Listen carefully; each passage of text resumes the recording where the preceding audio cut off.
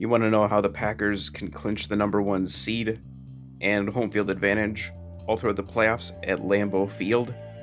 Well, here is the way it can happen. So here are the week-by-week scenarios, starting with Week 15, where the Packers have to play the Chicago Bears at Lambeau Field. First, let's point out the obvious thing, is that we have to win out and finish 13-3 in order to have a shot to get the number one seed. So, beating the Chicago Bears is out of the question. It is a must-win. And the rest below it are the rest of the games that are relevant towards the Packers clinching the number one seed. And what is highlighted in yellow are the teams that are the home teams, and then you got the records right next to them. Save for the teams that are irrelevant to the point and are out of the playoffs. So the Panthers over Seattle, obviously it's not a must scenario, but this could go either way. But if the Seattle Seahawks were to play the Carolina Panthers, that could put things a little bit in jeopardy. But this is just a prediction where the Panthers are going to beat the Seattle Seahawks, and I'm going to assume that the 49ers are going to beat the Atlanta Falcons, and that's probably the most likely scenario, as the Atlanta Falcons are absolutely terrible this season and are kind of in tank mode. So the 49ers should be able to beat the Atlanta Falcons pretty handily. And the New Orleans Saints are at home. They'll get to face the Indianapolis Colts, who are just about out of it, but they are on the skin of their teeth. They might be able to get a wild card spot if they can win out. And the Chargers over Minnesota, obviously that will be a huge help to the Packers, where the Minnesota Vikings can go 9-5 if that were the case, and just because I just want the Chargers to beat them. And moving on to Week 16, these two games absolutely must happen if these results were to go forward. The Packers must beat Minnesota in Minnesota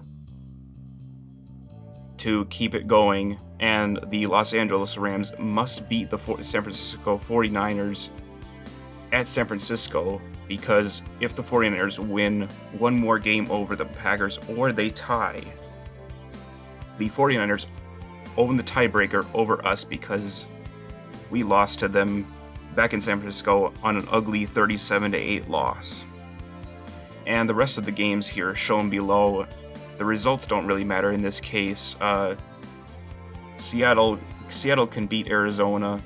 They would be put at an 11-4 record at this point, whereas we would be 12-3, and the 49ers would be 12-3. The New Orleans Saints can beat or lose to the Tennessee Titans. They'd be at 12-3, and at this point, we own the tiebreaker over the Saints because of the conference record. And for the last week, these two are must happens. Green Bay absolutely must beat Detroit in Detroit to finish it off, and Seattle must beat San Francisco in order to do that, because we must finish a game better than San Francisco. Because like I said, just like I said before, the 49ers absolutely cannot go 13-3. They must finish with one more loss than us, because they do own the tiebreaker. Simple as that. And the New Orleans Saints, I am predicting them to beat the Carolina Panthers so they can fight for a first round bye, because they will be facing some trouble from the Seahawks or the 49ers, whichever team is a threat to them, in order to take away the first round bye from them. So I think the New Orleans Saints will beat the Carolina Panthers in Carolina to finish things off. And so that is how things are going to go. And as far as the playoff picture goes, this is pretty much what it would look like if this would be the perfect scenario for the Green Bay Packers if things were to finish out this way. Is that in the yellow, these are the two teams that have the first round bye, with the Packers in first, New Orleans at second with a 13-3 record because we own the tiebreaker over them. The Seattle Seahawks would get the number 3 seed and win the NFC West division, as they got the tiebreaker over the San Francisco 49ers, who are also at a 12-4 record, would slip to the 5th seed, And the Philadelphia Eagles, I put them winning the division at 9-7 because this is just a rough, it's irrelevant to the point, but I'm predicting them to win the division and take the NFC East. And whereas the LA Rams take the last wild card spot, they go 10-6 on the season, and they finish ahead of Minnesota, which they also finished 10-6, but the Rams take the tiebreaker over the Minnesota Vikings because of conference record.